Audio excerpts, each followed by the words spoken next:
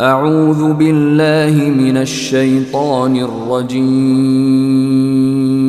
بسم الله الرحمن الرحيم. كافها يا عين صاد. ذكر رحمة ربك عبده زكريا إذ نادى ربه نداء خفيا قال رب إني وهن العظم مني واشتعل الرأس شيبا ولم أكن بدعائك رب شقيا وإني خفت الموالي من ورائي وكانت امرأتي عاقرا فهب لي من لدنك وليا يرثني ويرث من آل يعقوب واجعله رب رضيا. يا زكريا إنا نبشرك بغلام اسمه يحيى لم نجعل له من قبل سميا. قال رب أنى يكون لي غلام وكانت امرأتي عاقرا وقد بلغت من الكبر عتيا. قال كذلك قال ربك هو علي هين وقد خلقتك من قبل ولم تك شيئا. قال رب اجعل لي آية. قال آيتك ألا تكلم الناس 3 ليال سويا. فخرج على قومه من المحراب فأوحى إليهم أن سبحوا بكرة وعشيا. يا يحيى خذ الكتاب بقوة وآتيناه الحكم صبيا وحنانا من لدنا وزكاة وكان تقيا وبرا بوالديه ولم يكن جبارا عصيا. وسلام عليه يوم ولد ويوم يموت ويوم يبعث حيا. واذكر في الكتاب مريم إذ انتبذت من أهلها مكانا شرقيا فاتخذت من دونهم حجابا فأرسلنا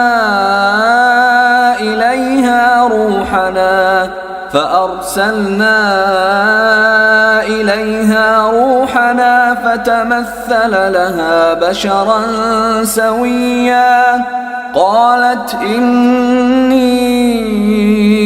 أعوذ بالرحمن منك إن كنت تقيا.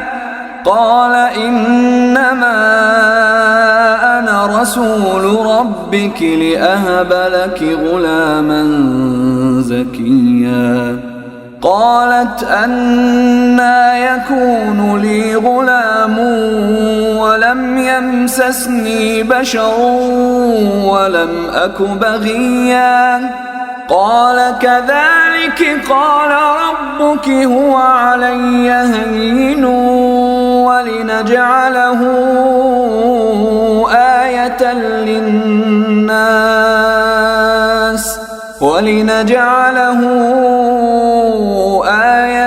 للناس ورحمة منا وكان أمرا مقضيا. فحملته فانتبذت به مكانا قصيا فأجاءها المخاض إلى جذع النخلة قالت يا ليتني مت قبل هذا وكنت نسيا منسيا فناداها من تحتها ألا تحزني قد جعل ربك تحتك سريا وهزي إليك بجذع النخلة تساقط عليك رطبا جنيا فكلي واشربي وقري عينا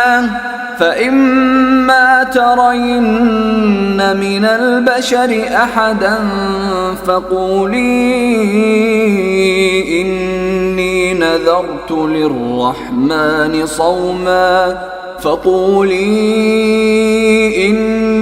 نذرت للرحمن صوما فلن أكلم اليوم إنسيا فأتت به قومها تحمله قالوا يا مريم لقد جئت شيئا فريا يا أخت هارون ما كان أبوك امرأ سوء وما كانت أمك بغيا فأشارت إليه قالوا كيف نكلم من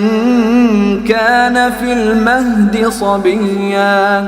قال إني عبد الله آتاني الكتاب وجعلني نبيا وجعلني مباركا أينما كنت وأوصاني بالصلاة والزكاة ما دمت حيا وبرا بوالدتي ولم يجعلني جبارا شقيا والسلام علي يوم ولدت ويوم أموت ويوم أبعث حيا ذلك عيسى ابن مريم قول الحق الذي فيه يمترون ما كان لله أن يتخذ من ولد سبحانه إذا قضى أمرا فإنما يقول له كن فيكون وإن الله ربي وربكم فاعبدوه هذا صراط مستقيم فاختلف الأحزاب من بينهم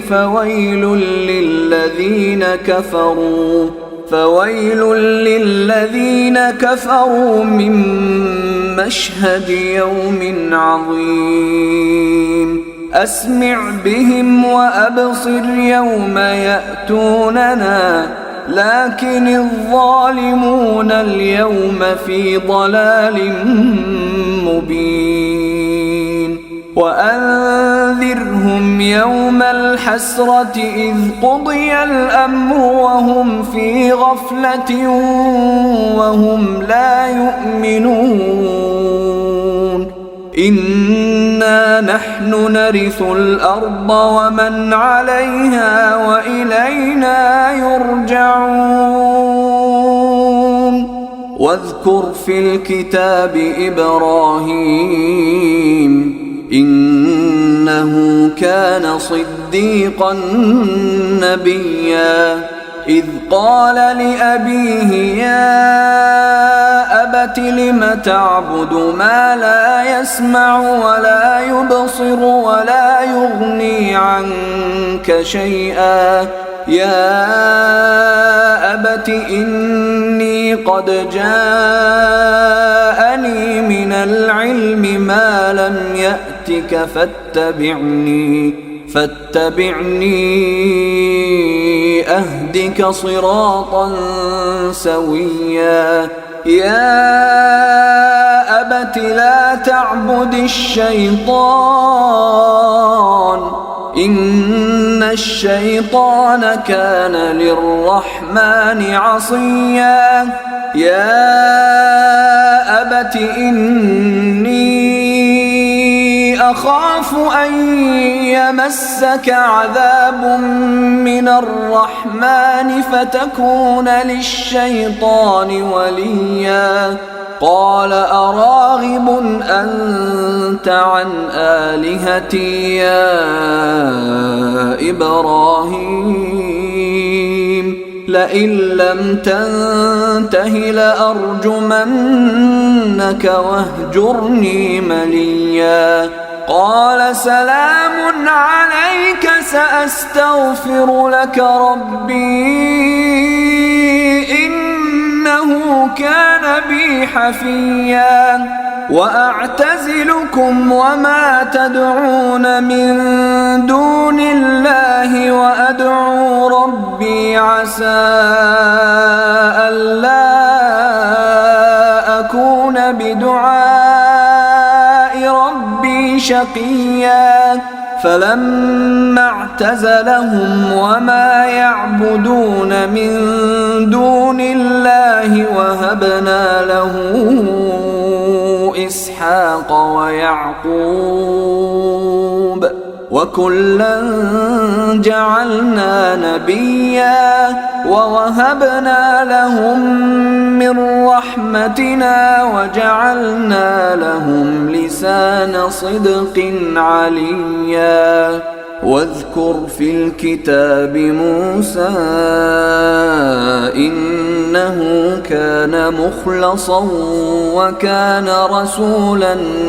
نبيا وناديناه من جانب الطور الأيمن وقربناه نجيا ووهبنا له من رحمتنا أخاه هارون نبيا واذكر في الكتاب إسماعيل إنه كان صادق الوعد وكان رسولا نبيا وكان يأمر أهله بالصلاة والزكاة وكان عند ربه مرضيا واذكر في الكتاب إدريس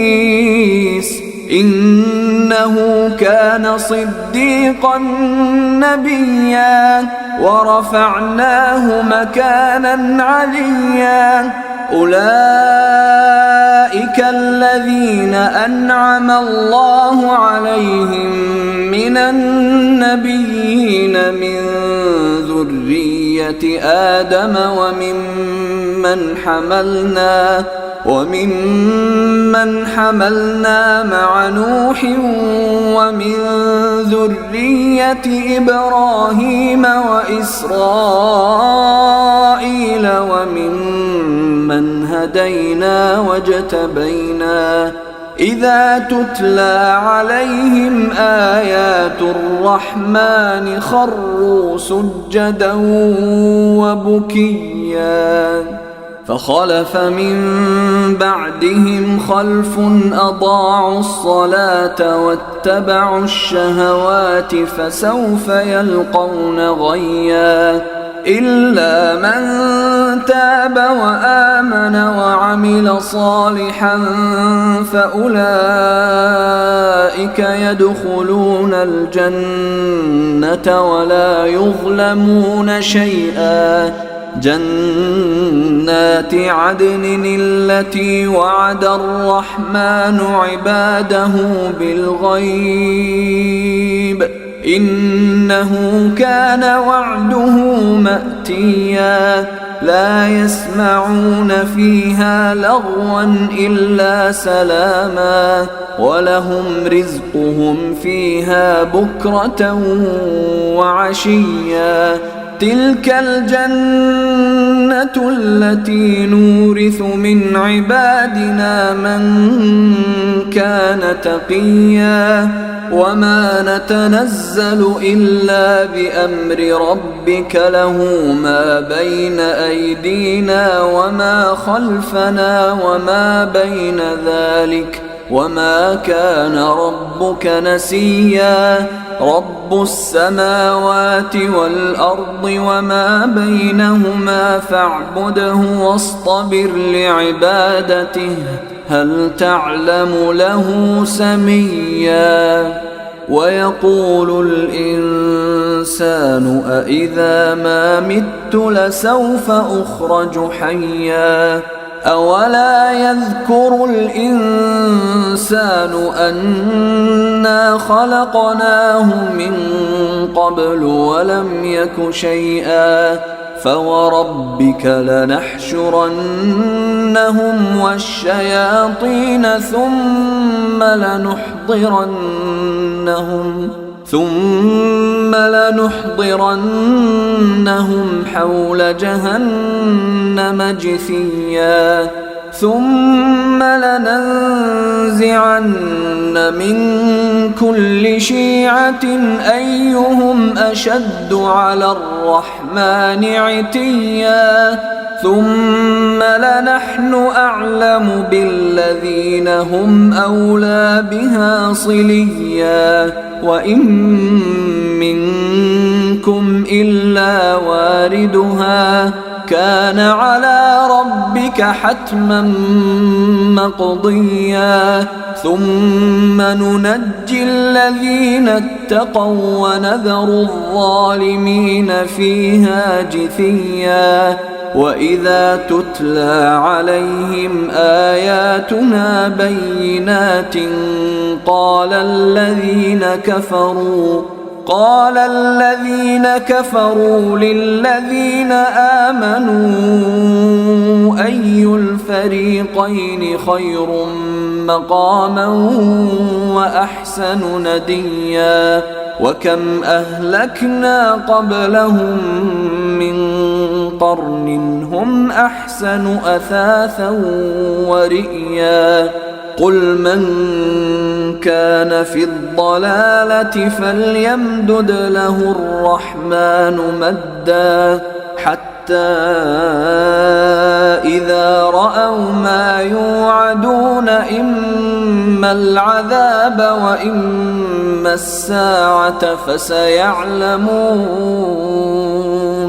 فسيعلمون من هو شر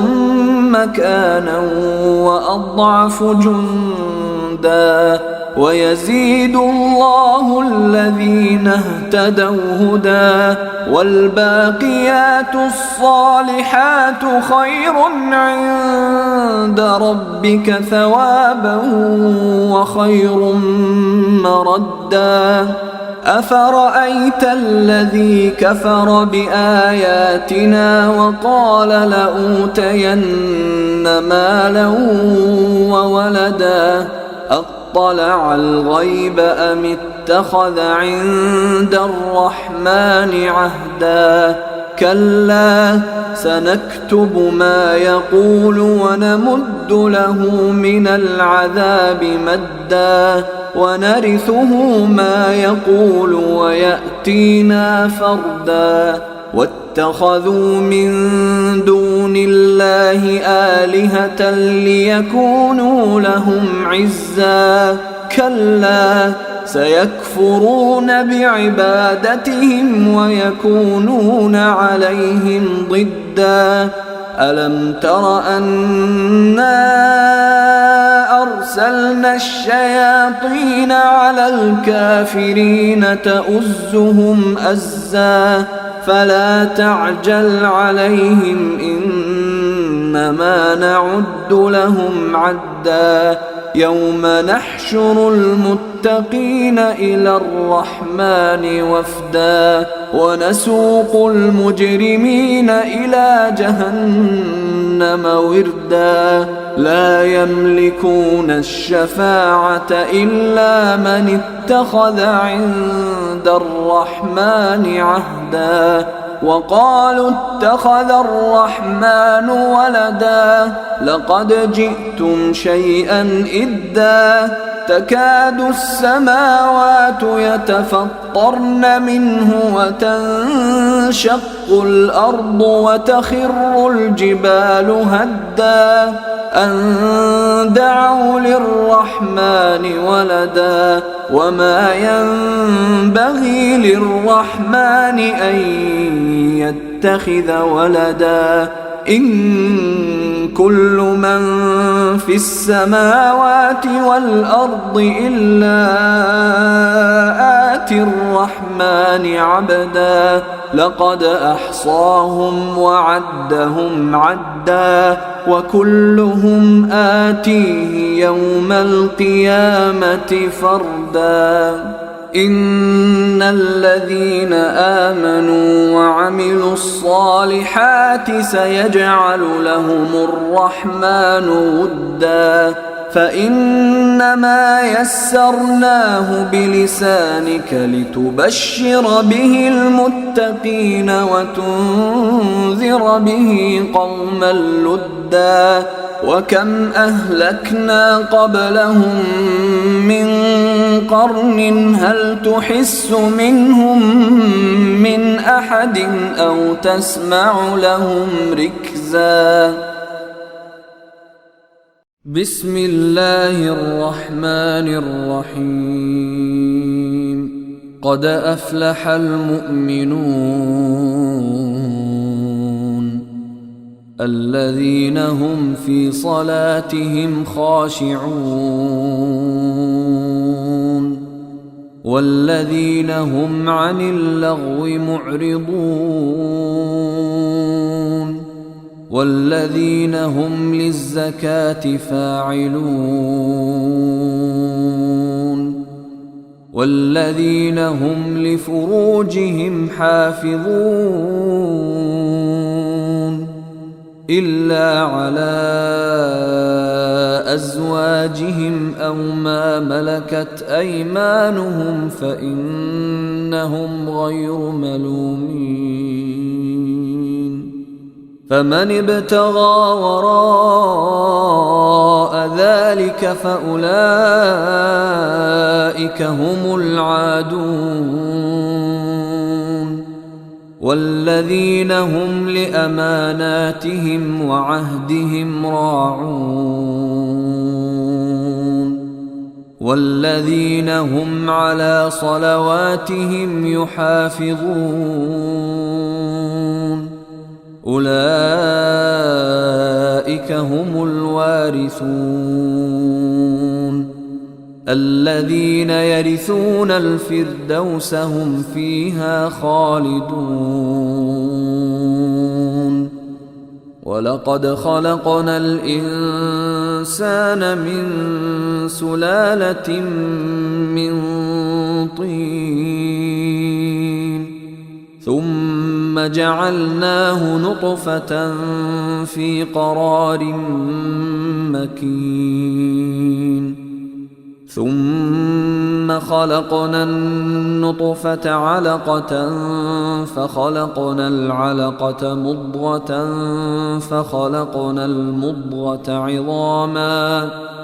فخلقنا المضغة عظاما فكسونا العظام لحما ثم أنشأناه خلقا آخر فتبارك الله أحسن الخالقين ثم إنكم بعد ذلك لميتون ثم إنكم يوم القيامة تبعثون ولقد خلقنا فوقكم 7 طرائق وما كنا عن الخلق غافلين وأنزلنا من السماء ماء بقدر فأسكناه في الأرض وإنا على ذهاب به لقادرون فأنشأنا لكم به جنات من نخيل وأعناب لكم فيها فواكه كثيرة ومنها تأكلون وشجرة تخرج من طور سيناء تنبت بالدهن وصبغ للآكلين وإن لكم في الأنعام لعبرة نسقيكم مما في بطونها ولكم فيها منافع كثيرة ومنها تأكلون وعليها وعلى الفلك تحملون ولقد أرسلنا نوحا إلى قومه فقال يا قوم اعبدوا الله ما لكم من إله غيره أفلا تتقون فقال الملأ الذين كفروا من قومه ما هذا إلا بشر مثلكم يريد أن يتفضل عليكم ولو شاء الله لأنزل ملائكة ما سمعنا بهذا في آبائنا الأولين إن هو إلا رجل به جنة فتربصوا به حتى حين قال رب انصرني بما كذبون فأوحينا إليه أن اصنع الفلك بأعيننا ووحينا فإذا جاء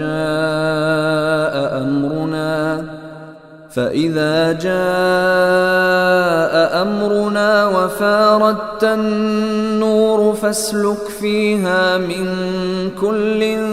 زوجين 2 وأهلك إلا من سبق عليه القول منهم ولا تخاطبني في الذين ظلموا إنهم مغرقون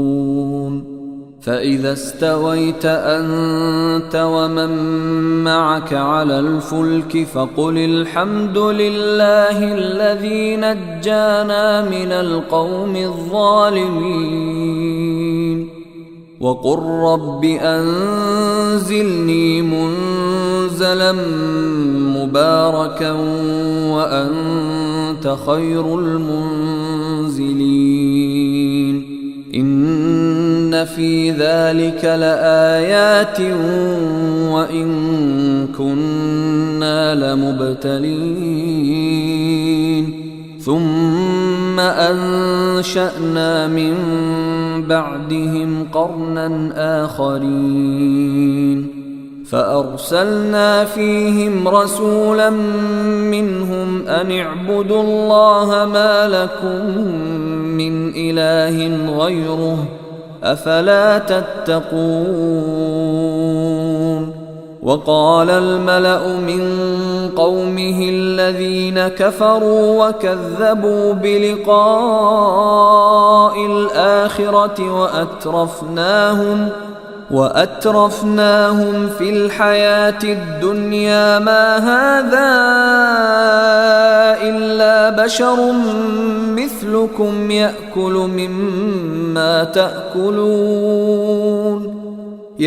مما تأكلون منه ويشرب مما تشربون ولئن أطعتم بشرا مثلكم إنكم إذا لخاسرون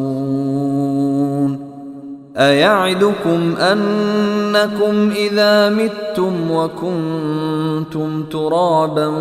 وعظاما أنكم مخرجون هيهات هيهات لما توعدون إن هي إلا حياتنا الدنيا نموت ونحيا وما نحن بمبعوثين إن هو إلا رجل افترى على الله كذبا وما نحن له بمؤمنين قال رب انصرني بما كذبون قال عما قليل ليصبحن نادمين فأخذتهم الصيحة بالحق فجعلناهم غثاء فبعدا للقوم الظالمين ثم أنشأنا من بعدهم قرونا آخرين ما تسبق من أمة أجلها وما يستأخرون ثم أرسلنا رسلنا تترى كلما جاء أمة رسولها كذبوه فأتبعنا بعضهم بعضا وجعلناهم أحاديث فبعدا لقوم لا يؤمنون ثم أرسلنا موسى وأخاه هارون بآياتنا وسلطان مبين إلى فرعون وملئه فاستكبروا وكانوا قوما عالين فقالوا أنؤمن لبشرين مثلنا وقومهما لنا عابدون فكذبوهما فكانوا من المهلكين ولقد آتينا موسى الكتاب لعلهم يهتدون وجعلنا ابن مريم وأمه آية وآويناهما إلى ربوة ذات قرار ومعين يا أيها الرسل كلوا من الطيبات واعملوا صالحا إني بما تعملون عليم وإن هذه أمتكم أمة واحدة وأنا ربكم فاتقون فتقطعوا أمرهم بينهم زبرا كل حزب بما لديهم فرحون فذرهم في غمرتهم حتى حين أيحسبون أنما نمدهم به من مال وبنين نسارع لهم في الخيرات بل لا يشعرون إن الذين هم من خشية ربهم مشفقون والذين هم بآيات ربهم يؤمنون والذين هم بربهم لا يشركون والذين يؤتون ما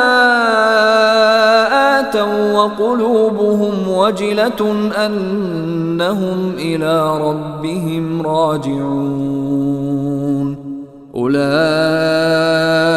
يسارعون في الخيرات وهم لها سابقون ولا نكلف نفسا إلا وسعها ولدينا كتاب ينطق بالحق وهم لا يظلمون بل قلوبهم في غمرة من هذا ولهم أعمال من دون ذلك هم لها عاملون حتى إذا أخذنا مترفيهم بالعذاب إذا هم يجأرون لا تجأروا اليوم إنكم منا لا تنصرون قد كانت آياتي تتلى عليكم فكنتم على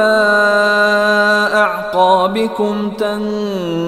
تنكصون مستكبرين به سامرا تهجرون أفلم يدبروا القول أم جاءهم ما لم يأت آباءهم الأولين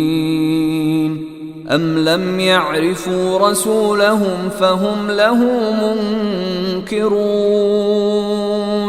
أم يقولون به جنة بل جاءهم بالحق وأكثرهم للحق كارهون ولو اتبع الحق أهواءهم لفسدت السماوات والأرض ومن فيهن بل أتيناهم بذكرهم فهم عن ذكرهم معرضون أم تسألهم خرجا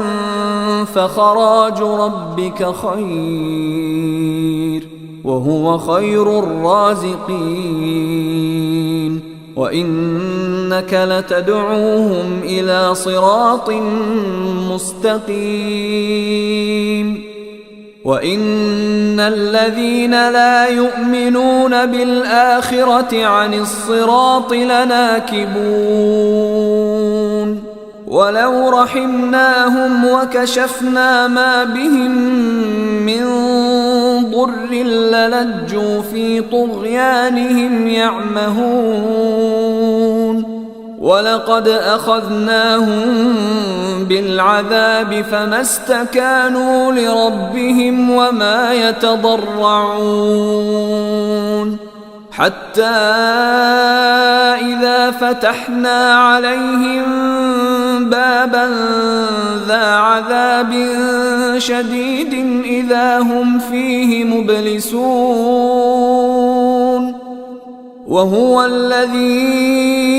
أنشأ لكم السمع والأبصار والأفئدة قليلا ما تشكرون وهو الذي ذرأكم في الأرض وإليه تحشرون وهو الذي يحيي ويميت وله اختلاف الليل والنهار أفلا تعقلون بل قالوا مثل ما قال الأولون قالوا أإذا متنا وكنا ترابا وعظاما أإنا لمبعوثون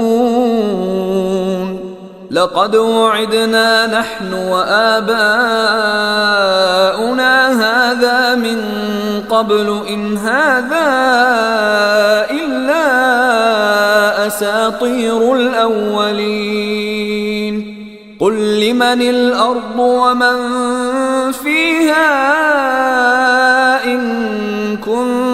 كنتم تعلمون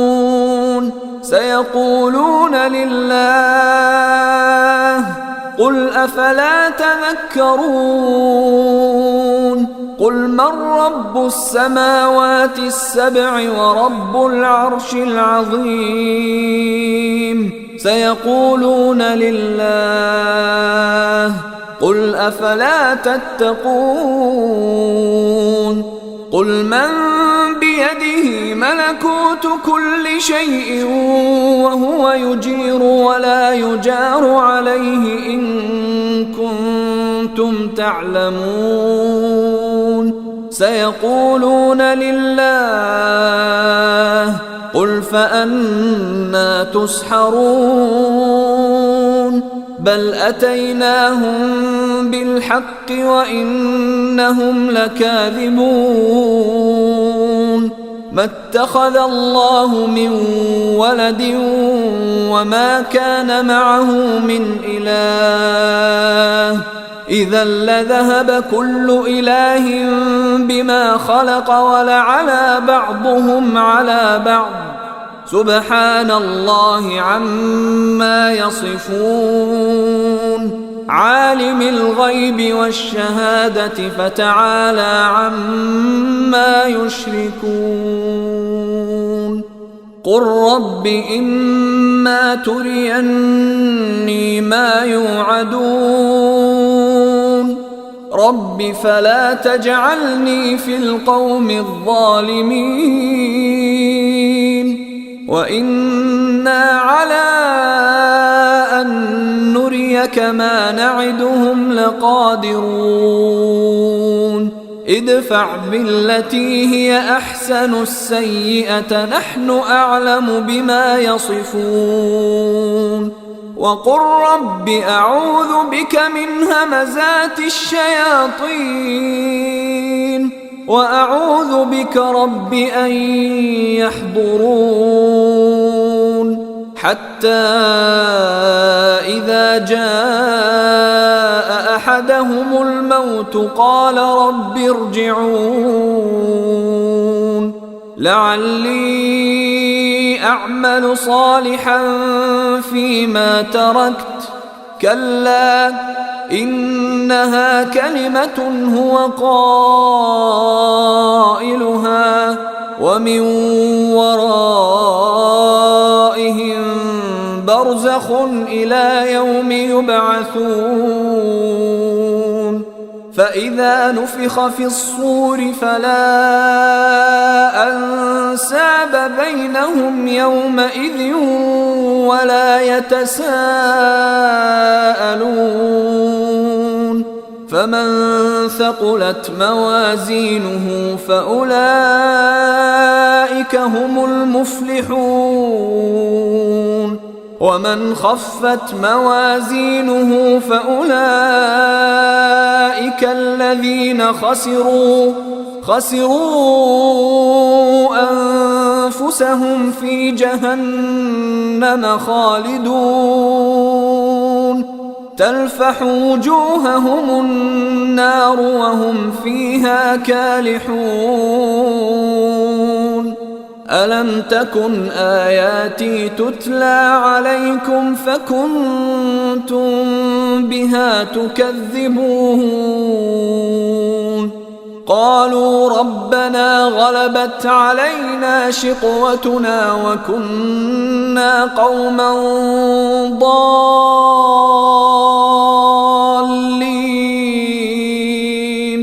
ربنا أخرجنا منها فإن عدنا فإنا ظالمون قال اخسئوا فيها ولا تكلمون إنه كان فريق من عبادي يقولون ربنا آمنا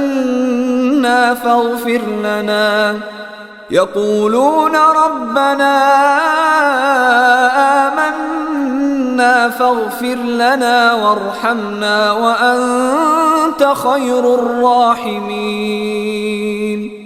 فاتخذتموهم سخريا حتى أنسوكم ذكري وكنتم منهم تضحكون إني جزيتهم اليوم بما صبروا أنهم هم الفائزون قال كم لبثتم في الأرض عدد سنين قالوا لبثنا يوما أو بعض يوم فاسأل العادين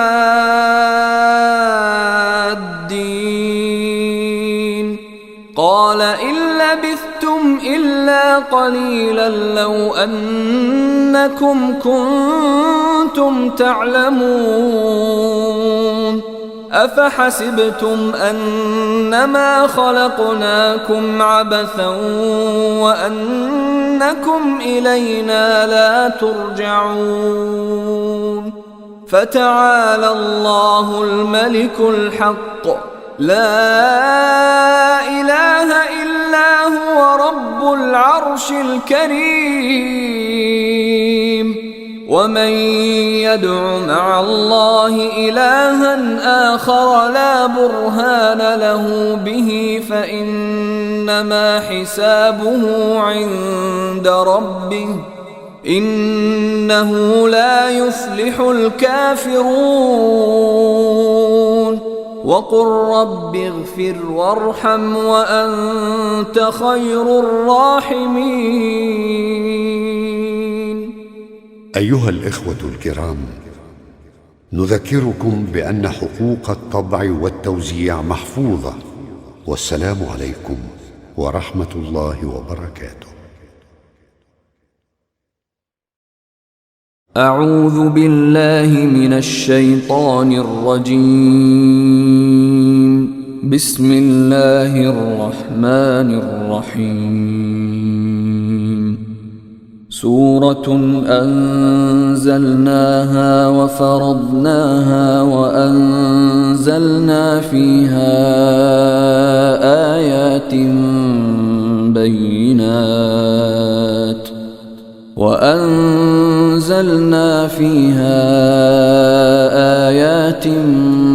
بينات لعلكم تذكرون.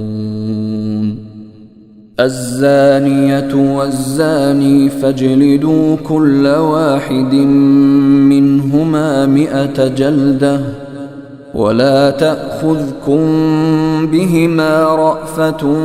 في دين الله إن كنتم تؤمنون بالله واليوم الآخر وليشهد عذابهما طائفة من المؤمنين. الزاني لا ينكح إلا زانية أو مشركة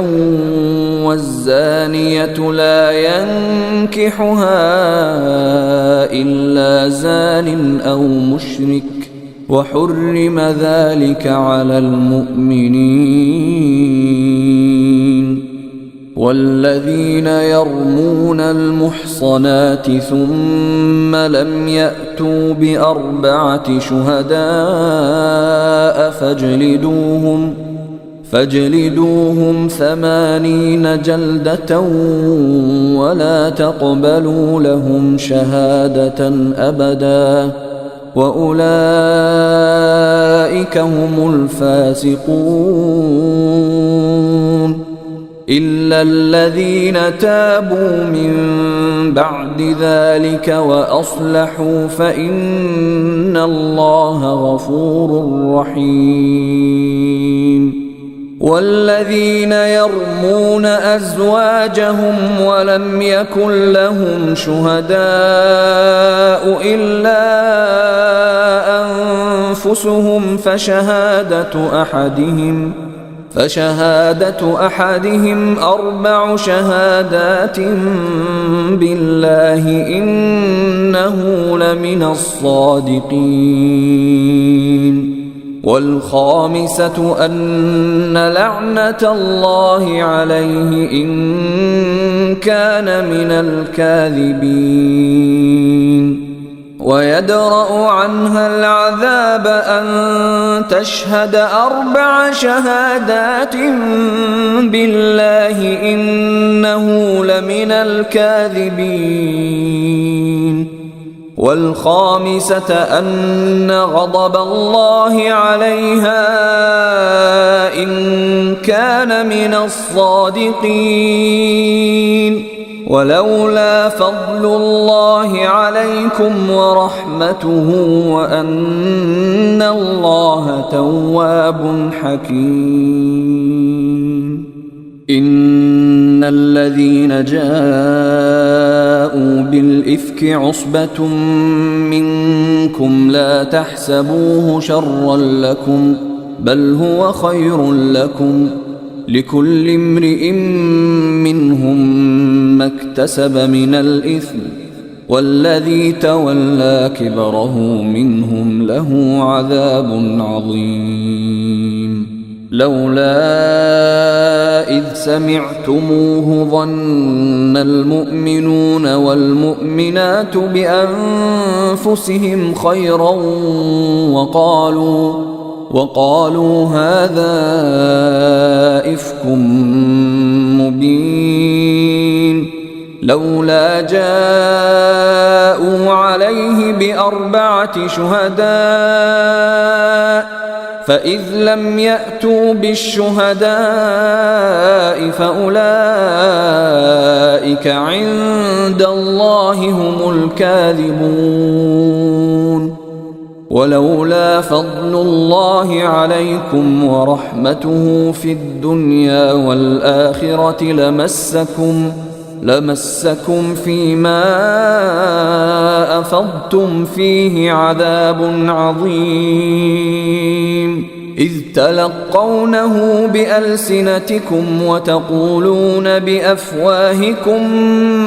ما ليس لكم به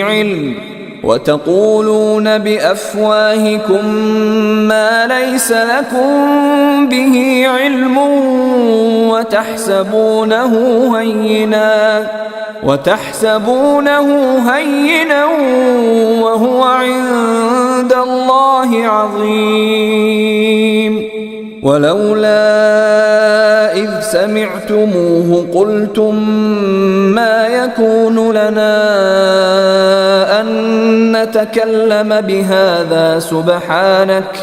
سبحانك هذا بهتان عظيم.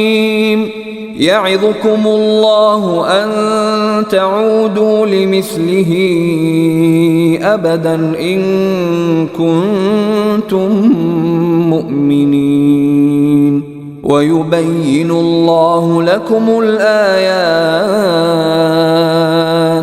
والله عليم حكيم. إن الذين يحبون أن تشيع الفاحشة في الذين آمنوا لهم عذاب أليم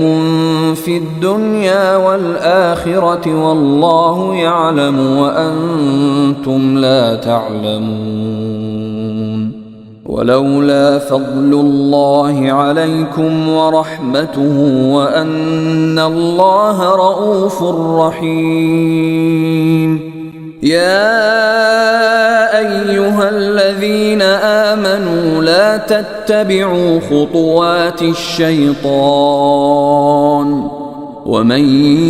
يتبع خطوات الشيطان فإنه يأمر بالفحشاء والمنكر ولولا فضل الله عليكم ورحمته ما زكى منكم من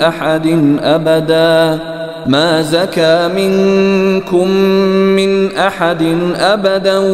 ولكن الله يزكي من يشاء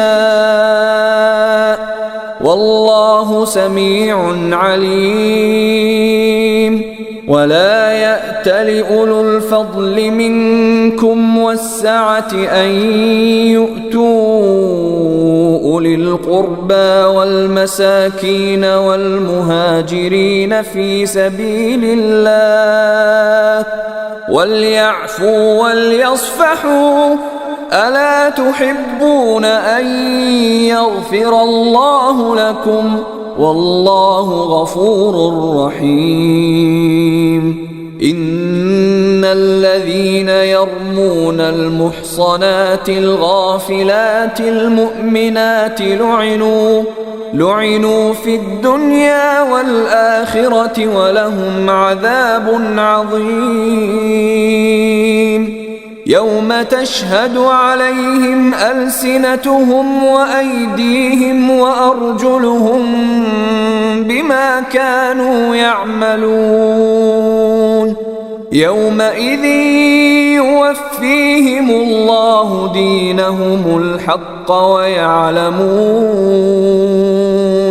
ويعلمون أن الله هو الحق المبين الخبيثات للخبيثين والخبيثون للخبيثات والطيبات للطيبين والطيبون للطيبات أولئك مبرؤون مما يقولون لهم مغفرة ورزق كريم يا أيها الذين آمنوا لا تدخلوا بيوتا غير بيوتكم حتى تستأنسوا وتسلموا على أهلها ذلكم خير لكم لعلكم تذكرون فإن لم تجدوا فيها أحدا فلا تدخلوها حتى يؤذن لكم وإن قيل لكم ارجعوا فارجعوا هو أزكى لكم والله بما تعملون عليم ليس عليكم جناح أن تدخلوا بيوتا غير مسكونة فيها متاع لكم والله يعلم ما تبدون وما تكتمون قل للمؤمنين يغضوا من أبصارهم ويحفظوا فروجهم ذلك أزكى لهم إن الله خبير بما يصنعون وقل للمؤمنات يغضضن من أبصارهن ويحفظن فروجهن ولا يبدين زينتهن إلا ما ظهر منها وليضربن بخمرهن على جيوبهن ولا يبدين زينتهن إلا لبعولتهن أو آباء بعولتهن أو أبنائهن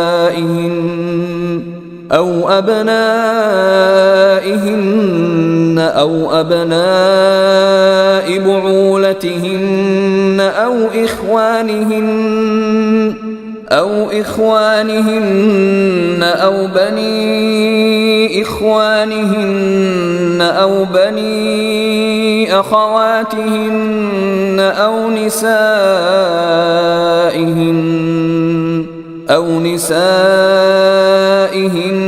أو ما ملكت أيمانهن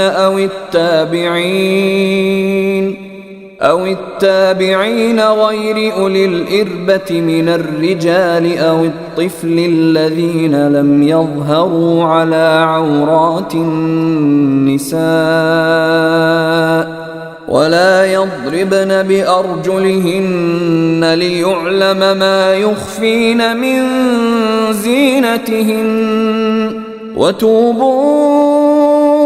إلى الله جميعا أيها المؤمنون لعلكم تفلحون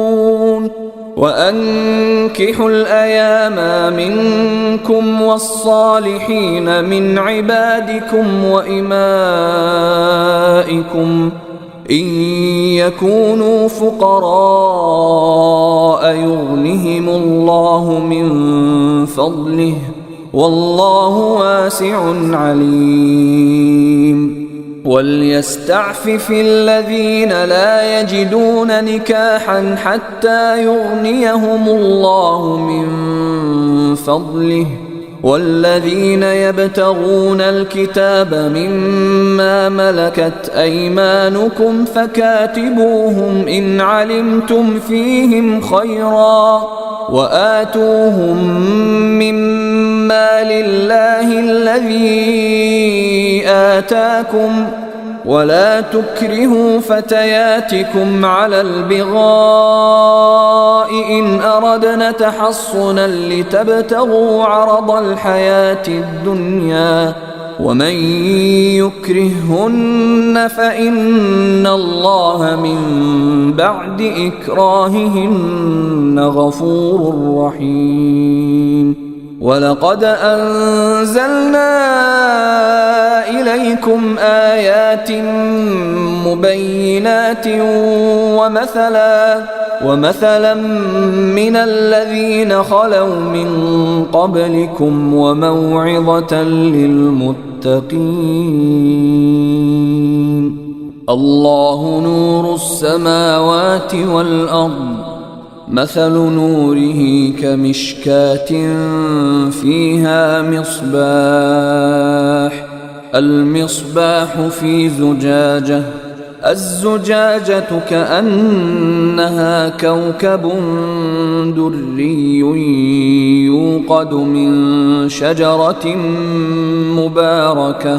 يوقد من شجرة مباركة زيتونة لا شرقية ولا غربية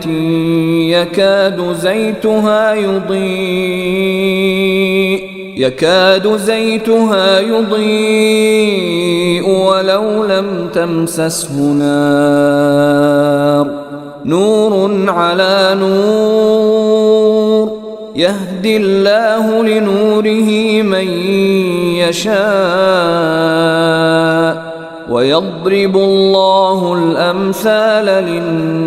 للناس والله بكل شيء عليم في بيوت أذن الله أن ترفع ويذكر فيها اسمه يسبح له فيها بالغدو والآصال رجال لا تلهيهم تجارة ولا بيع عن ذكر الله وإقام الصلاة وإيتاء الزكاة يخافون يوما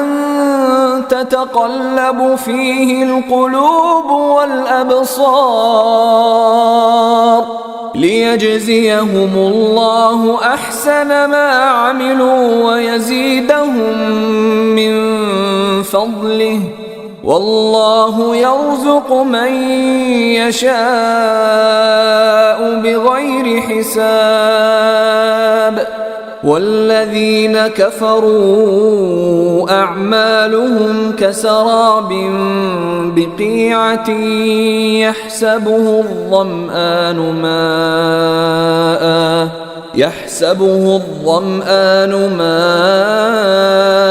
حتى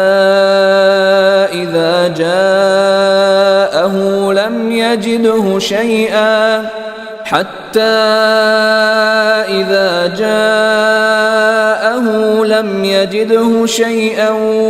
ووجد الله عنده فوفاه حسابه والله سريع الحساب أو كظلمات في بحر لجي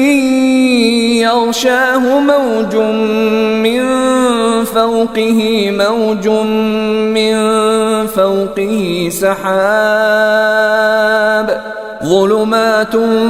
بعضها فوق بعض إذا أخرج يده لم يكد يراها ومن لم يجعل الله له نورا فما له من نور ألم تر أن الله يسبح له من في السماوات والأرض والطير صافات كل قد علم صلاته وتسبيحه والله عليم بما يفعلون ولله ملك السماوات والأرض وإلى الله المصير ألم تر أن الله يزجي سحابا ثم يؤلف بينه ثم يجعله ركاما فترى الودق يخرج من خلاله وينزل من السماء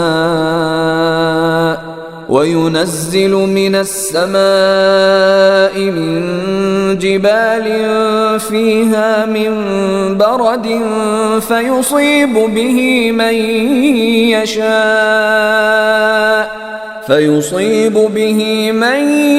يشاء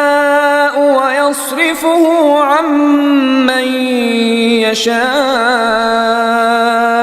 يكاد سنا برقه يذهب بالأبصار يقلب الله الليل والنهار إن في ذلك لعبرة لأولي الأبصار والله خلق كل دابة من ماء فمنهم من يمشي على بطنه ومنهم من يمشي على رجلين ومنهم من يمشي على أربع يخلق الله ما يشاء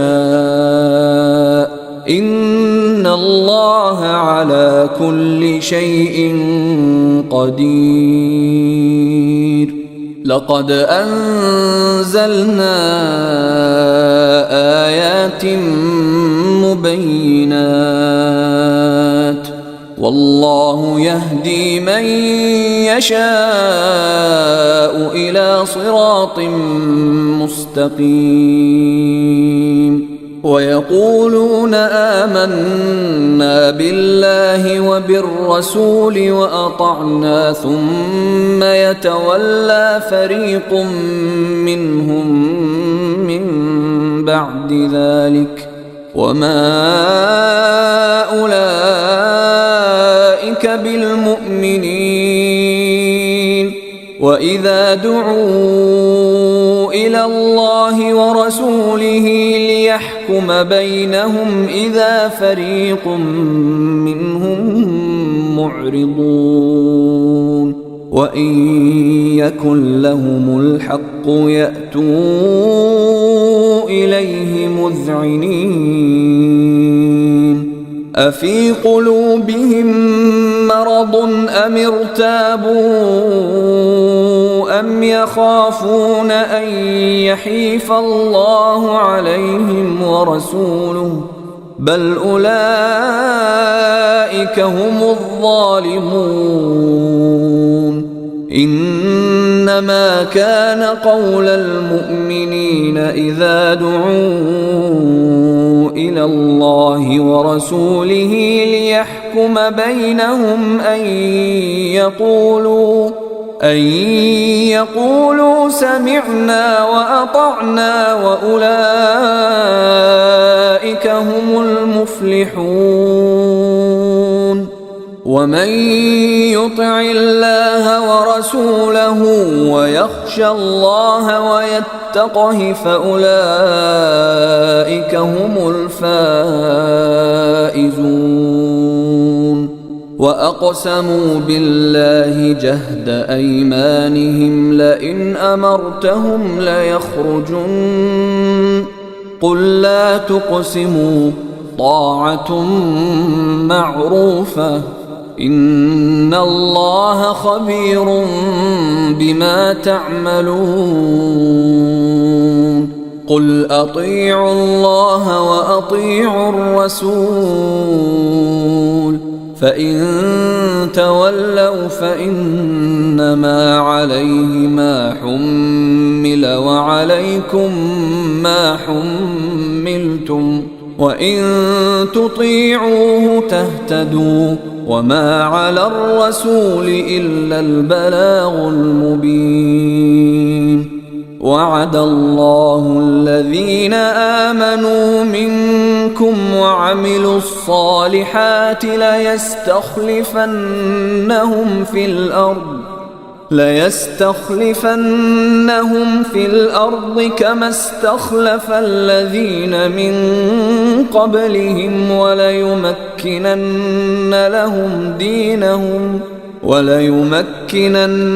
لهم دينهم الذي ارتضى لهم وليبدلنهم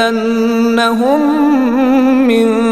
بعد خوفهم أمنا يعبدونني لا يشركون بي شيئا ومن كفر بعد ذلك فأولئك هم الفاسقون. وأقيموا الصلاة وآتوا الزكاة وأطيعوا الرسول لعلكم ترحمون. لا تحسبن الذين كفروا معجزين في الأرض ومأواهم النار ولبئس المصير. يا أيها الذين آمنوا ليستأذنكم الذين ملكت أيمانكم والذين لم يبلغوا الحلم منكم 3 مرات من قبل صلاة الفجر وحين تضعون ثيابكم من الظهيرة ومن بعد صلاة العشاء 3 عورات لكم ليس عليكم ولا عليهم جناح بعدهن طوافون عليكم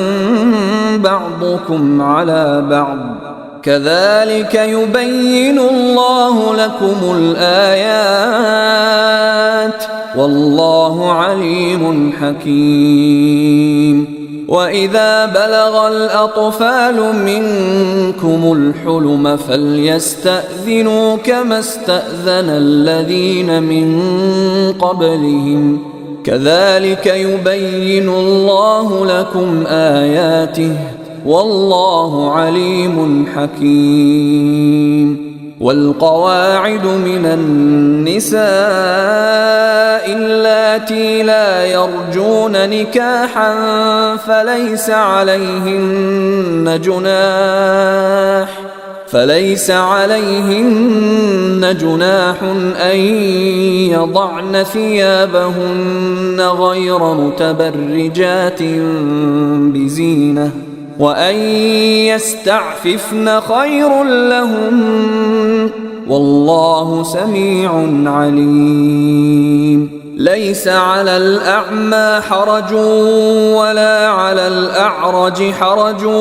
ولا على المريض حرج ولا على أنفسكم أن تأكلوا من بيوتكم أو بيوت آبائكم أو بيوت أمهاتكم أو بيوت أمهاتكم أو بيوت إخوانكم أو بيوت أخواتكم أو بيوت أعمامكم أو بيوت عماتكم أو بيوت أخوالكم أو بيوت خالاتكم أو ما ملكتم مفاتحه أو صديقكم. ليس عليكم جناح أن تأكلوا جميعا أو أشتاتا، فإذا دخلتم بيوتا فسلموا على أنفسكم تحية من عند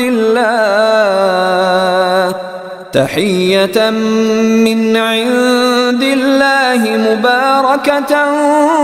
طيبة، كذلك يبين الله لكم الآيات لعلكم تعقلون. إنما المؤمنون الذين آمنوا بالله ورسوله وإذا كانوا معه على أمر جامع لم يذهبوا حتى يستأذنوه. إن الذين يستأذنونك أولئك الذين يؤمنون بالله ورسوله، فإذا استأذنوك لبعض شأنهم فأذن لمن شئت منهم واستغفر لهم الله، إن الله غفور رحيم. لا تجعلوا دعاء الرسول بينكم كدعاء بعضكم بعضا، قد يعلم الله الذين يتسللون منكم لواذا، فليحذر الذين يخالفون عن أمره أن تصيبهم فتنة أو يصيبهم عذاب أليم. ألا إن لله ما في السماوات والأرض، قد يعلم ما أنتم عليه ويوم يرجعون إليه فينبئهم بما عملوا، والله بكل شيء عليم. بسم الله الرحمن الرحيم. طه ما أنزلنا عليك القرآن لتشقى إلا تذكرة لمن يخشى، تنزيلا ممن خلق الأرض والسماوات العلى، الرحمن على العرش استوى، له ما في السماوات وما في الأرض وما بينهما وما تحت الثرى، وإن تجهر بالقول فإنه يعلم السر وأخفى، الله لا إله إلا هو له الأسماء الحسنى. وهل أتاك حديث موسى إذ رأى نارا فقال لأهلهم كثوا إني آنست نارا لعلي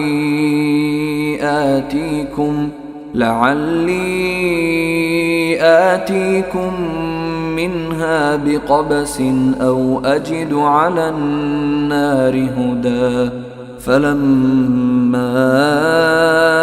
أتاها نودي يا موسى إني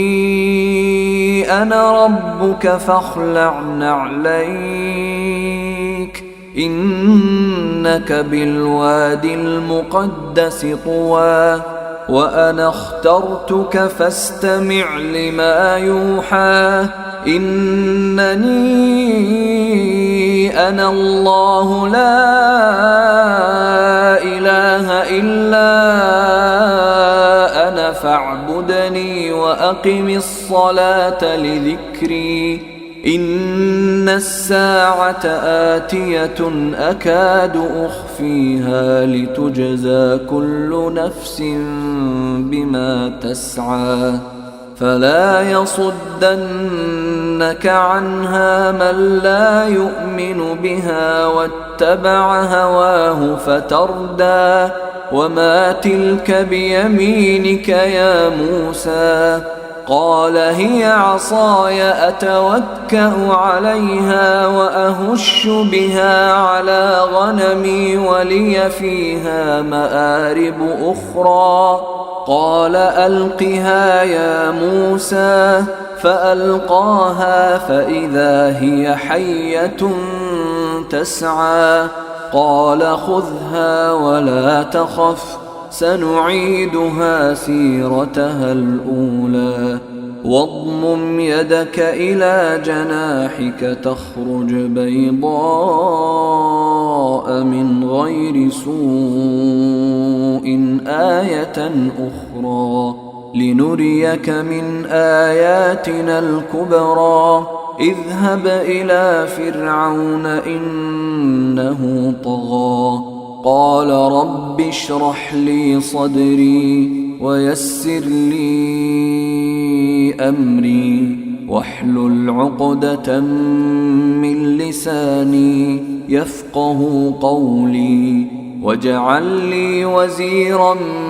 من أهلي هارون أخي أشدد به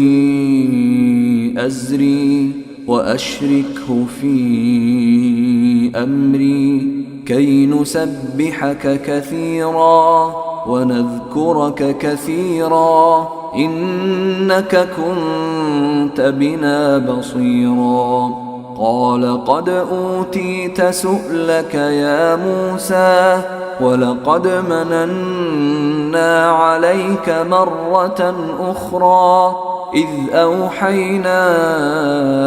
إلى أمك ما يوحى أن اقذفيه في التابوت فاقذفيه في اليم فليلقه اليم بالساحل يأخذه عدو لي وعدو له وألقيت عليك محبة مني ولتصنع على عيني إذ تمشي أختك فتقول هل أدلكم على من يكفله فرجعناك إلى أمك كي تقر عينها ولا تحزن وقتلت نفسا فنجيناك من الغم وفتناك فتونا فلبثت سنين في أهل مدين ثم جئت على قدري يا موسى واصطنعتك لنفسي اذهب أنت وأخوك بآياتي ولا تنيا في ذكري اذهبا إلى فرعون إنه طغى فقولا له قولا لينا لعله يتذكر أو يخشى قالا ربنا إننا نخاف أن يفرط علينا أو أن يطغى قال لا تخافا إنني معكما أسمع وأرى فأتياه فقولا إنا رسولا ربك فأرسل معنا بني إسرائيل ولا تعذبهم قد جئناك بآية من ربك والسلام على من اتبع الهدى إنا قد أوحي إلينا أن العذاب على من كذب وتولى قال فمن ربكما يا موسى قال ربنا الذي أعطى كل شيء خلقه ثم هدى قال فما بال القرون الأولى قال علمها عند ربي في كتاب لا يضل ربي ولا ينسى الذي جعل لكم الأرض مهدا وسلك لكم فيها سبلا وأنزل من السماء ماء فأخرجنا به أزواجا من نبات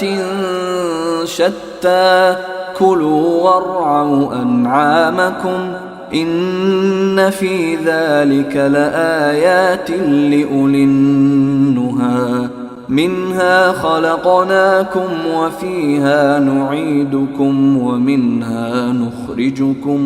ومنها نخرجكم تارة أخرى ولقد أريناه آياتنا كلها فكذب وأبى قال أجئتنا لتخرجنا من أرضنا بسحرك يا موسى فلنأتينك بسحر مثله فاجعل بيننا وبينك موعدا لا نخلفه نحن ولا أنت مكانا سوى قال موعدكم يوم الزينة وأن يحشر الناس ضحى فتولى فرعون فجمع كيده ثم أتى قال لهم موسى ويلكم لا تفتروا على الله كذبا فيسحتكم بعذاب وقد خاب من افترى فتنازعوا أمرهم بينهم وأسروا النجوى قالوا إن هذان لساحران يريدان أن يخرجاكم من أرضكم بسحرهما ويذهبا بطريقتكم المثلى فأجمعوا كيدكم ثم أتوا صفا وقد أفلح اليوم من استعلى قالوا يا موسى إما أن تلقي وإما أن نكون أول من ألقى قال بل ألقوا فإذا حبالهم وعصيهم يخيل إليه من سحرهم أنها تسعى فأوجس في نفسه خيفة موسى قلنا لا تخف إنك أنت الأعلى وألق ما في يمينك تلقف ما صنعوا إنما صنعوا كيد ساحر ولا يفلح الساحر حيث أتى فألقي السحرة سجدا قالوا آمنا برب هارون وموسى قال آمنتم له قبل أن آذن لكم إنه لكبيركم الذي علمكم السحر فلأقطعن أيديكم وأرجلكم من خلاف ولأصلبنكم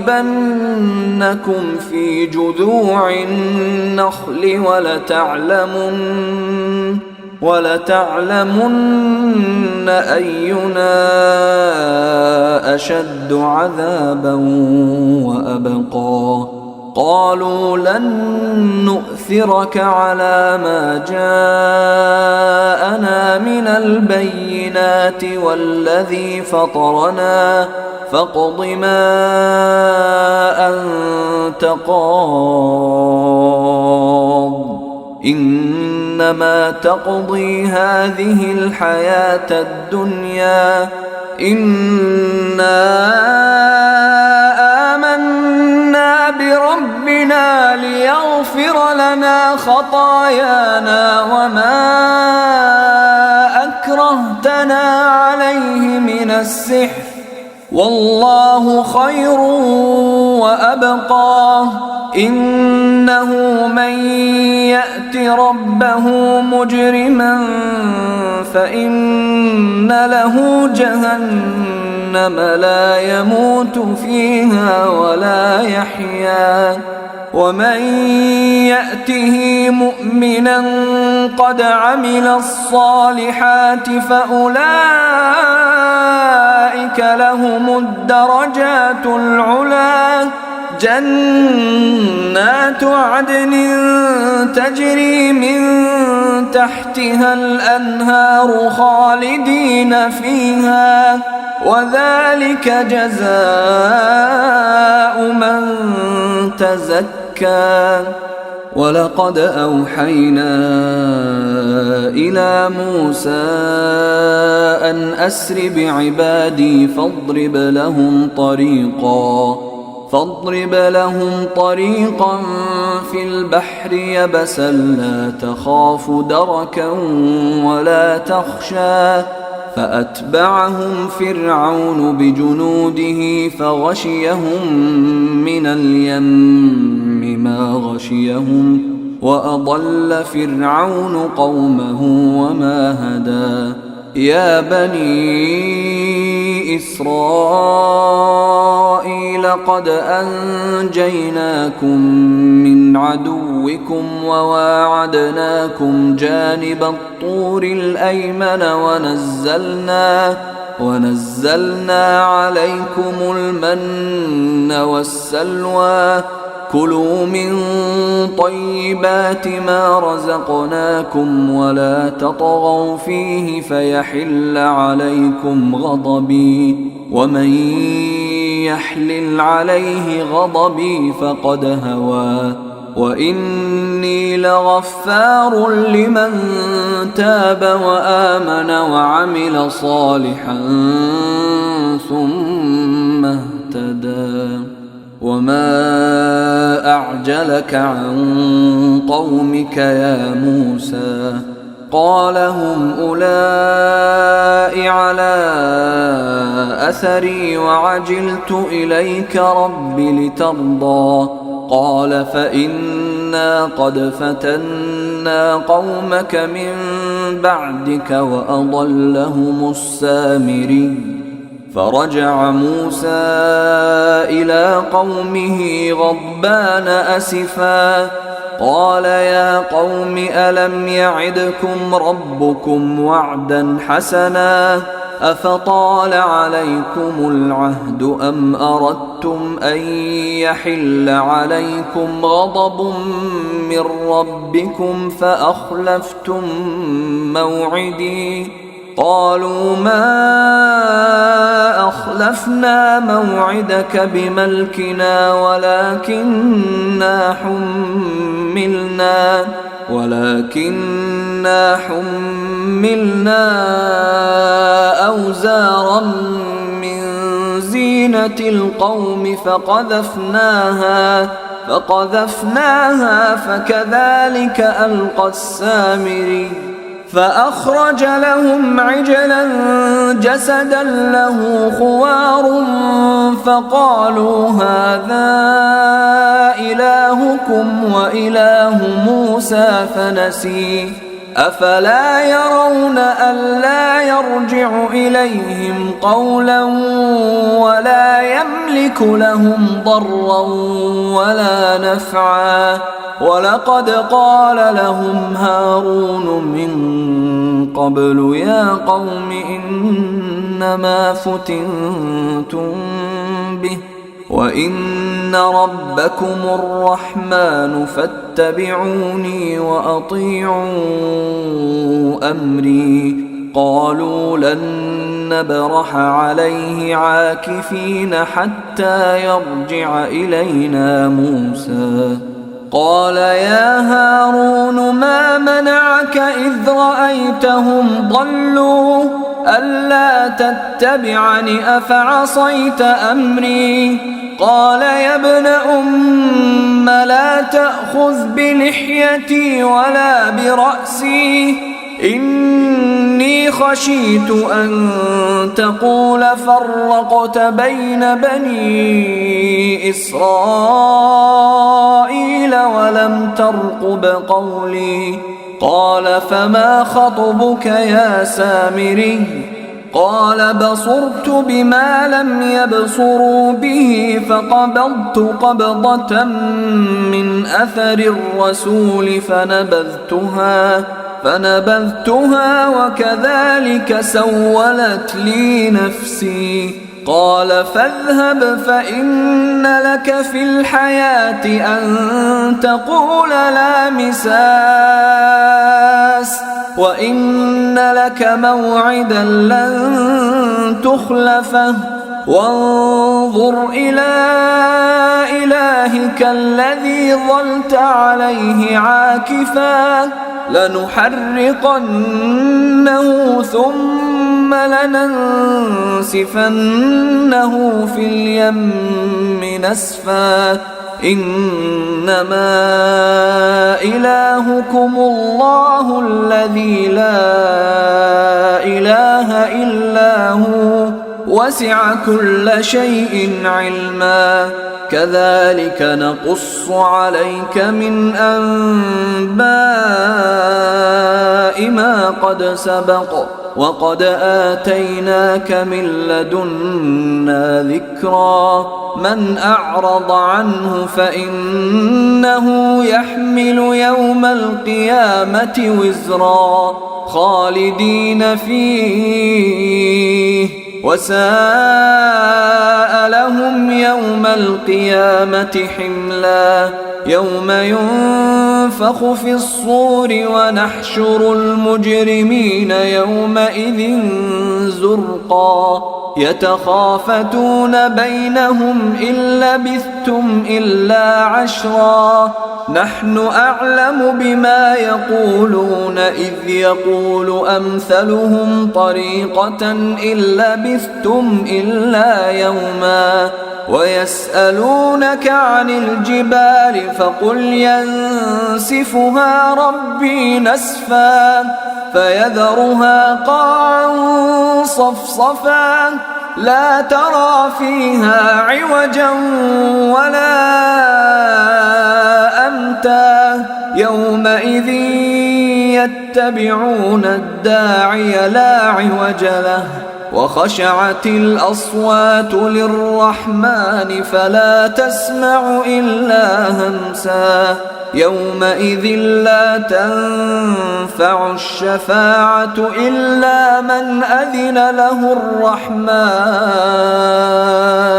إلا من أذن له الرحمن ورضي له قولا يعلم ما بين أيديهم وما خلفهم ولا يحيطون به علما وعنت الوجوه للحي القيوم وقد خاب من حمل ظلما ومن يعمل من الصالحات وهو مؤمن فلا يخاف ظلما ولا هضما وكذلك أنزلناه قرآنا عربيا وصرفنا فيه من الوعيد لعلهم يتقون أو يحدث لهم ذكرا. فتعالى الله الملك الحق ولا تعجل بالقرآن من قبل أن يقضى إليك وحيه وقل رب زدني علما. ولقد عهدنا إلى آدم من قبل فنسي ولم نجد له عزما. وإذ قلنا للملائكة اسجدوا لآدم فسجدوا إلا إبليس أبى فقلنا يا آدم إن هذا عدو لك ولزوجك فلا يخرجنكما من الجنة فتشقى. إن لك ألا تجوع فيها ولا تعرى وأنك لا تظمأ فيها ولا تضحى. فوسوس إليه الشيطان قال يا آدم هل أدلك على شجرة الخلد وملك لا يبلى. فأكلا منها فبدت لهما سوآتهما وطفقا يخصفان عليهما من ورق الجنة. وعصى آدم ربه فغوى ثم اجتباه ربه فتاب عليه وهدى. قال اهبطا منها جميعا بعضكم لبعض عدو فإما يأتينكم مني هدى فمن اتبع هداي فلا يضل ولا يشقى. ومن أعرض عن ذكري فإن له معيشة ضنكا ونحشره يوم القيامة أعمى. قال رب لم حشرتني أعمى وقد كنت بصيرا.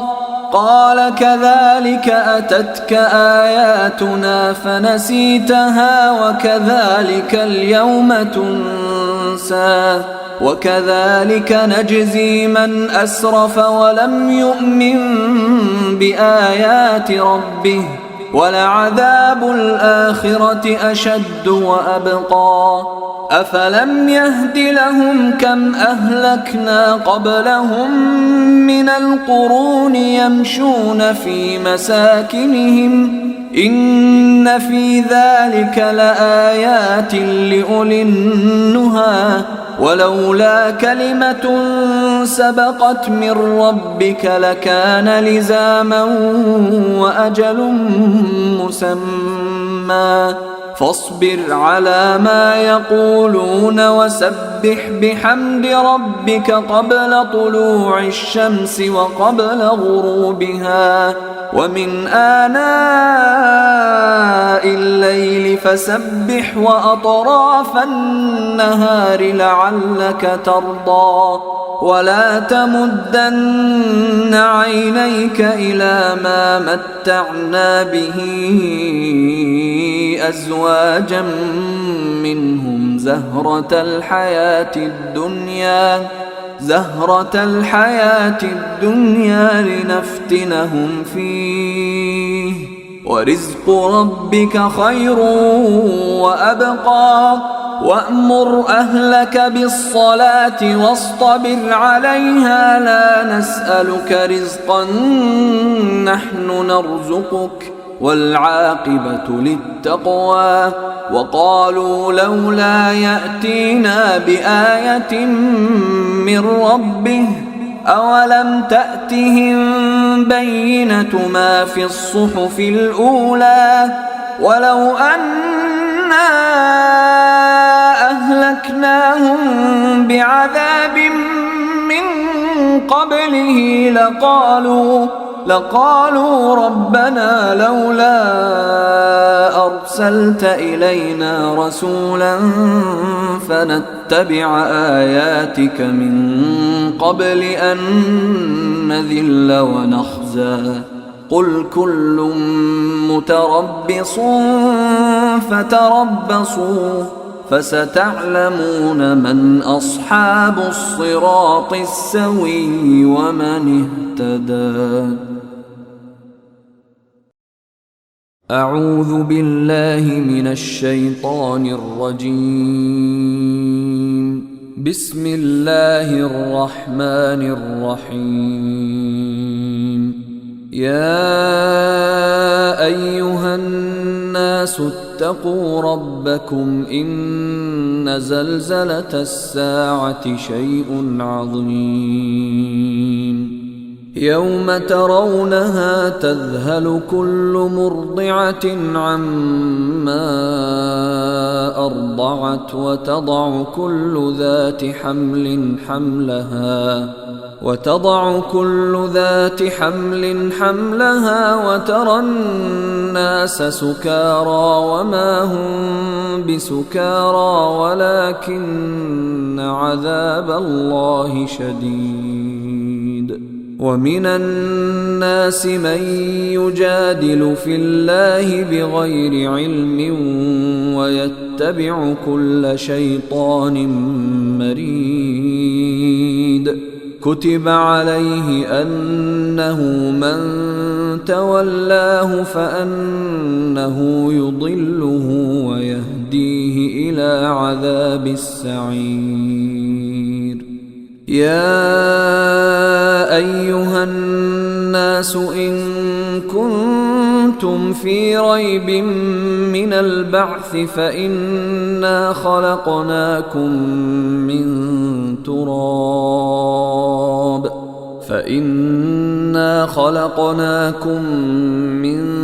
تراب ثم من نطفة ثم من علقة ثم من مضغة مخلقة وغير مخلقة لنبين لكم ونقر في الأرحام ما نشاء إلى أجل مسمى ثم نخرجكم طفلا ثم لتبلغوا أشدكم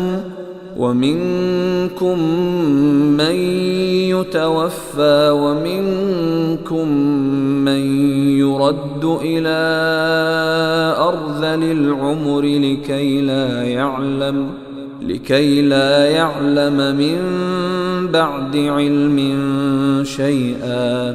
وترى الأرض هامدة فإذا أنزلنا عليها الماء اهتزت وربت وأنبتت من كل زوج بهيج. ذلك بأن الله هو الحق وأنه يحيي الموتى وأنه على كل شيء قدير وأن الساعة آتية لا ريب فيها وأن الله يبعث من في القبور. ومن الناس من يجادل في الله بغير علم ولا هدى ولا كتاب منير. ثاني عطفه ليضل عن سبيل الله له في الدنيا خزي ونذيقه يوم القيامة عذاب الحريق. ذلك بما قدمت يداك وأن الله ليس بظلام للعبيد ومن الناس من يعبد الله على حرف فإن أصابه خير اطمأن به وإن أصابته فتنة انقلب على وجهه خسر الدنيا والآخرة ذلك هو الخسران المبين يدعو من دون الله ما لا يضره وما لا ينفعه ذلك هو الضلال البعيد يدعو لمن ضره أقرب من نفعه لبئس المولى ولبئس العشير إن الله يدخل الذين آمنوا وعملوا الصالحات جنات تجري من تحتها الأنهار إن الله يفعل ما يريد من كان يظن أن لن ينصره الله في الدنيا والآخرة فليمدد بسبب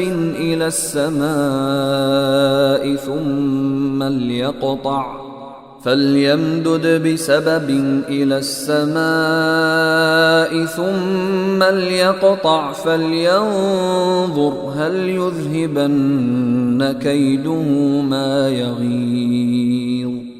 وكذلك أنزلناه آيات بينات وأن الله يهدي من يريد إن الذين آمنوا والذين هادوا والصابئين والنصارى والمجوس والذين أشركوا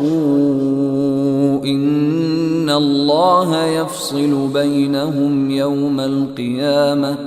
إن الله على كل شيء شهيد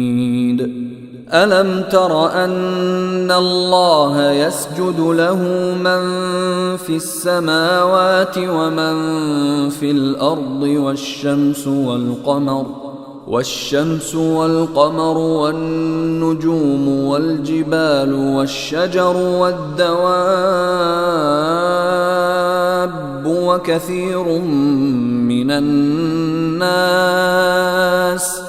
وكثير حق عليه العذاب ومن يهن الله فما له من مكرم إن الله يفعل ما يشاء هذان خصمان اختصموا في ربهم فالذين كفروا قطعت لهم ثياب من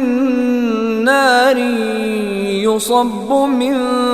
فوق رؤوسهم الحميم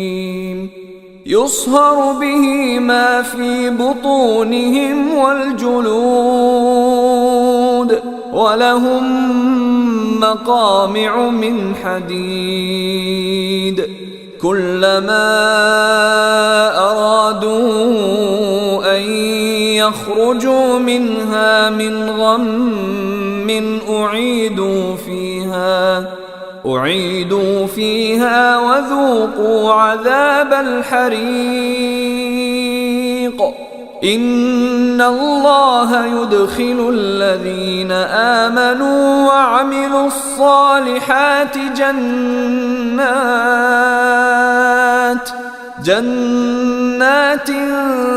تجري من تحتها الأنهار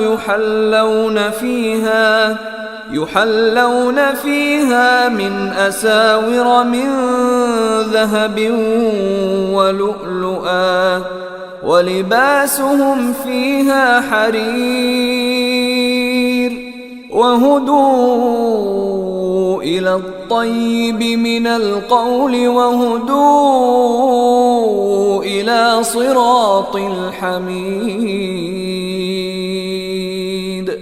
إن الذين كفروا ويصدون عن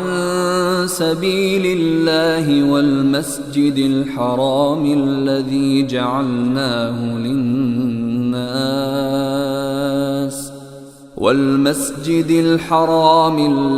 جعلناه للناس سواء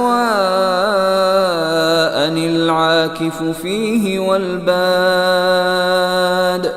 ومن يرد فيه بإلحاد بظلم نذقه من عذاب أليم. وإذ بوأنا لإبراهيم مكان البيت ألا تشرك بي شيئا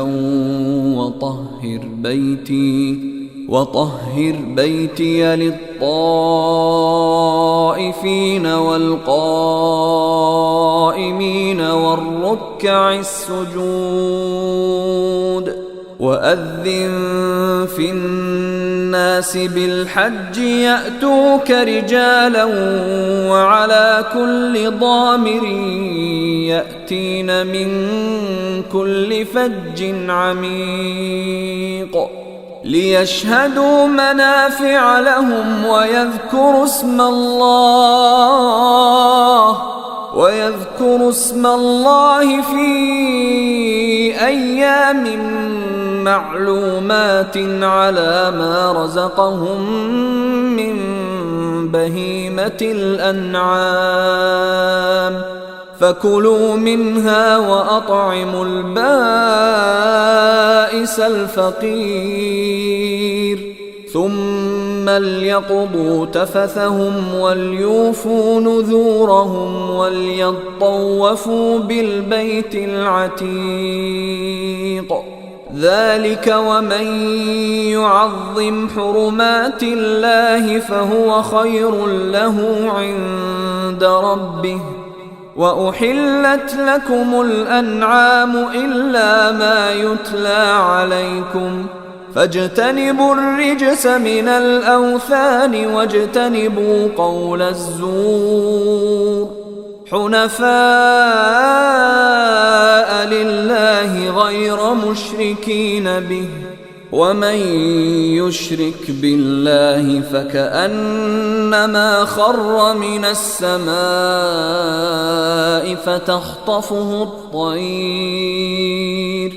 فتخطفه الطير أو تهوي به الريح في مكان سحيق. ذلك ومن يعظم شعائر الله فإنها من تقوى القلوب. لكم فيها منافع إلى أجل مسمى ثم محلها إلى البيت العتيق. ولكل أمة جعلنا منسكا ليذكروا اسم الله على ما رزقهم من بهيمة الأنعام فإلهكم إله واحد فله أسلموا وبشر المخبتين الذين إذا ذكر الله وجلت قلوبهم والصابرين على ما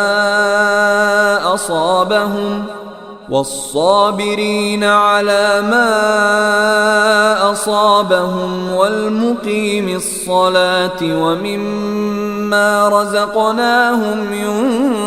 ينفقون. والبدن جعلناها لكم من شعائر الله لكم فيها خير فاذكروا اسم الله عليها صواف فإذا وجبت جنوبها فكلوا منها وأطعموا القانع والمعتر كذلك سخرناها لكم لعلكم تشكرون لن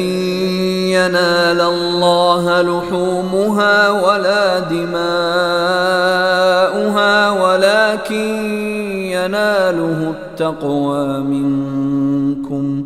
كذلك سخرها لكم لتكبروا الله على ما هداكم وبشر المحسنين إن الله يدافع عن الذين آمنوا إن الله لا يحب كل خوان كفور أذن للذين يقاتلون بأنهم ظلموا وإن الله على نصرهم لقدير الذين أخرجوا من ديارهم بغير حق إلا أن يقولوا ربنا الله ولولا دفع الله الناس بعضهم ببعض لهدمت صوامع وبيع وصلوات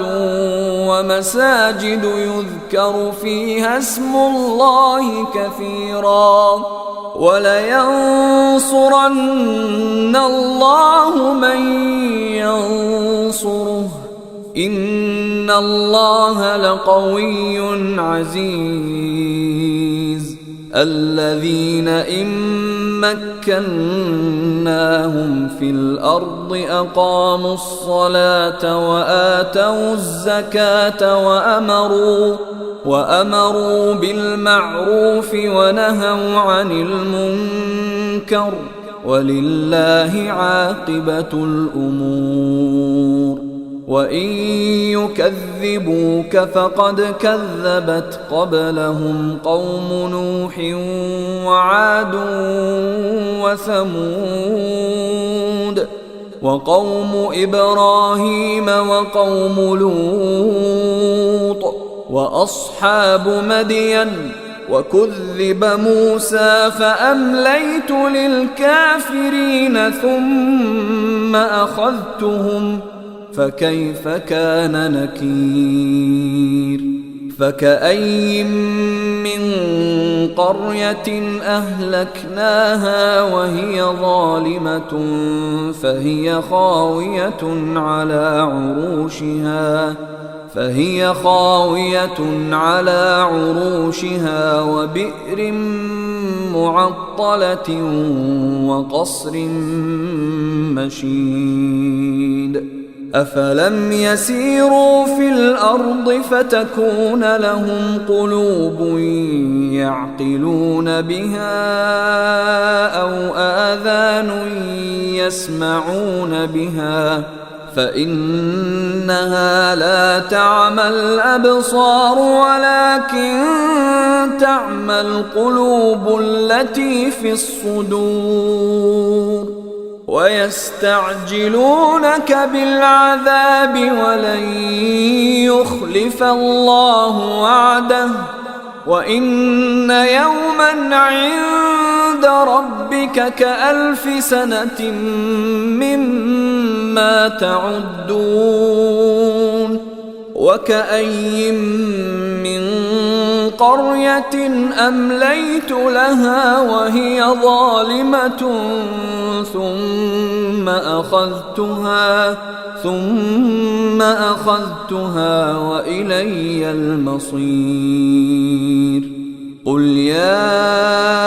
أيها الناس إنما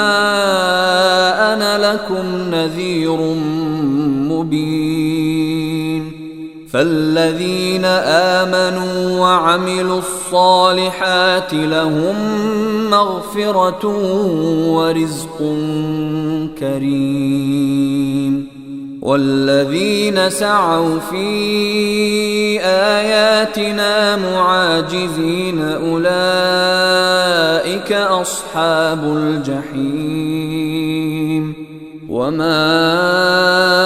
أرسلنا من قبلك من رسول ولا نبي إلا إذا تمنى ألقى الشيطان في أمنيته فينسخ الله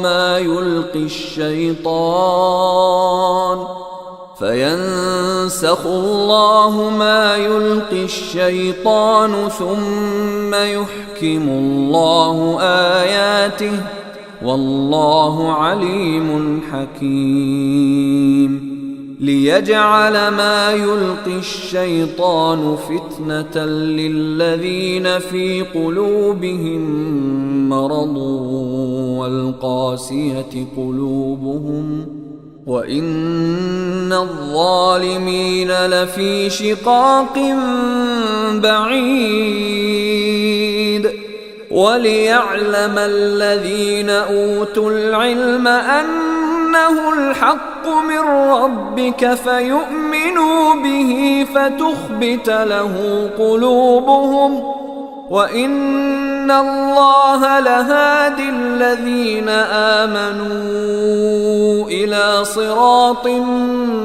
مستقيم. ولا يزال الذين كفروا في مرية منه حتى تأتيهم الساعة بغتة أو يأتيهم عذاب يوم عقيم. الملك يومئذ لله يحكم بينهم فالذين آمنوا وعملوا الصالحات في جنات النعيم والذين كفروا وكذبوا بآياتنا فأولئك لهم عذاب مهين. والذين هاجروا في سبيل الله ثم قتلوا أو ماتوا ليرزقنهم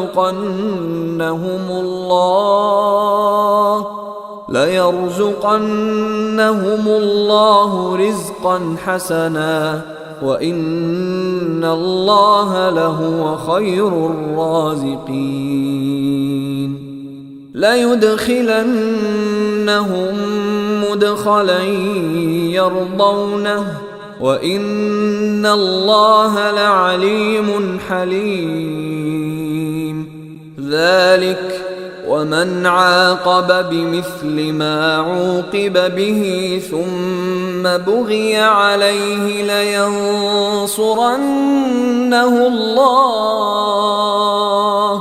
إن الله لعفو غفور. ذلك بأن الله يولج الليل في النهار ويولج النهار في الليل وأن الله سميع بصير. ذلك بأن الله هو الحق وأن ما يدعون من دونه هو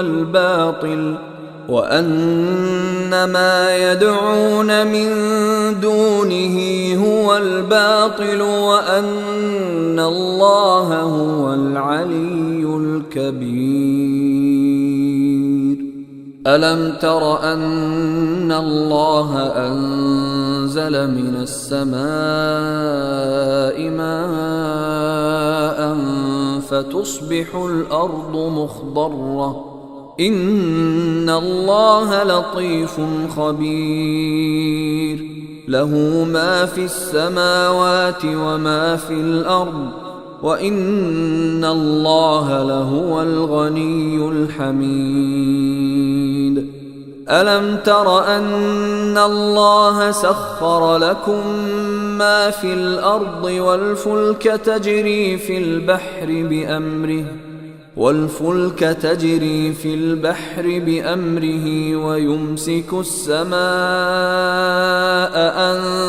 تقع على الأرض إلا بإذنه إن الله بالناس لرءوف رحيم وهو الذي أحياكم ثم يميتكم ثم يحييكم إن الإنسان لكفور لكل أمة جعلنا منسكا هم ناسكوه فلا ينازعنك في الأمر وادع إلى ربك إنك لعلى هدى مستقيم وإن جادلوك فقل الله أعلم بما تعملون الله يحكم بينكم يوم القيامة فيما كنتم فيه تختلفون ألم تعلم أن الله يعلم ما في السماء والأرض إن ذلك في كتاب إن ذلك على الله يسير ويعبدون من دون الله ما لم ينزل به سلطانا وما ليس لهم به علم وما للظالمين من نصير وإذا تتلى عليهم آياتنا بينات تعرف في وجوه الذين كفروا المنكر يكادون يسطون بالذين يتلون عليهم آياتنا قل أفأنبئكم بشر من ذلكم النار وعدها الله الذين كفروا وبئس المصير يا أيها الناس ضرب مثل فاستمعوا له إن الذين تدعون من دون الله لن يخلقوا ذبابا ولو اجتمعوا له وإن يسلبهم الذباب شيئا لا يستنقذوه منه ضعف الطالب والمطلوب ما قدروا الله حق قدره إن الله لقوي عزيز الله يصطفي من الملائكة رسلا ومن الناس إن الله سميع بصير يعلم ما بين أيديهم وما خلفهم وإلى الله ترجع الأمور يا أيها الذين آمنوا اركعوا واسجدوا واعبدوا ربكم وافعلوا الخير لعلكم تفلحون وجاهدوا في الله حق جهاده هو اجتباكم وما جعل عليكم في الدين من حرج ملة أبيكم إبراهيم هو سماكم المسلمين من قبل وفي هذا ليكون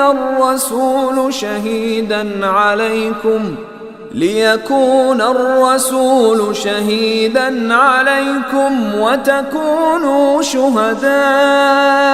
على الناس فأقيموا الصلاة الصلاة وآتوا الزكاة واعتصموا بالله هو مولاكم فنعم المولى ونعم النصير.